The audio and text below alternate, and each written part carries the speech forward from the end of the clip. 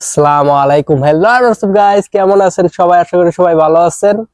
আজকে আমি কথা বলবো আমাদের কিছু কন্টেন্ট ক্রিয়েটরদের নিয়ে। এখন ভাবতেছেন কোন কন্টেন্ট ক্রিয়েটর? হ্যাঁ, আমার মতোই যারা কন্টেন্ট ক্রিয়েটর আছেন তাদেরকে নিয়ে। এখন ভাই আপনারা কন্টেন্ট ক্রিয়েশন করবেন ভালো কথা, যে কন্টেন্ট ক্রিয়েশনের নামে যে আপনারা করতেছেন, যে সকালে একটা পোস্ট করলেন শুভ সকাল, শুভ দুপুর, শুভ সন্ধ্যা, শুভ রাত্রি, ভাই এগুলা কি কোনো কন্টেন্টের কাতারে পড়ে আদৌ? আমার মাথায় তো ধরে না। কন্টেন্ট ক্রিয়েশন করবেন ভালো কথা, আপনি যে আপনার যে প্রতিভা আছে ওই প্রতিভাটা এখানে তুলে ধরেন, আপনি কন্টেন্ট তৈরি করেন। না ভাই আপনার উইকলি চ্যালেঞ্জ পূরণ করতে হবে, এই জন্য আপনি খালি আজাইরা পোস্ট দিয়ে গেলেন ভাই।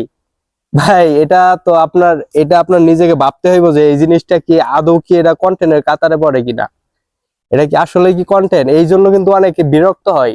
আপনার পরিচিত যারা আছে ওরা বলে দা এটা কি দিতেছে, এরকম মন মানসিকতা কিন্তু আসে। আমার যে একা আমি এটা বলতেছি না, এরকম মন মানসিকতা কিন্তু আসে রে ভাই।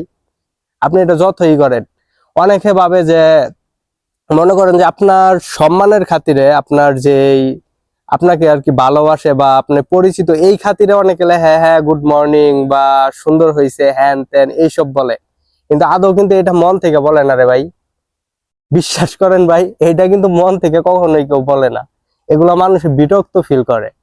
সো কন্টেন্ট ক্রিয়েশন করবেন, কন্টেন্ট ক্রিয়েশন করেন, মানে কন্টেন্ট তৈরি করেন। না ভাই good morning, good evening, good night, এগুলা কি ভাই? আপনি কি নার্সারি পোলাবান যে আপনি শিখাইতে আসছেন? এক কথায় আর কি ইংলিশ শিখাইতে আসছেন?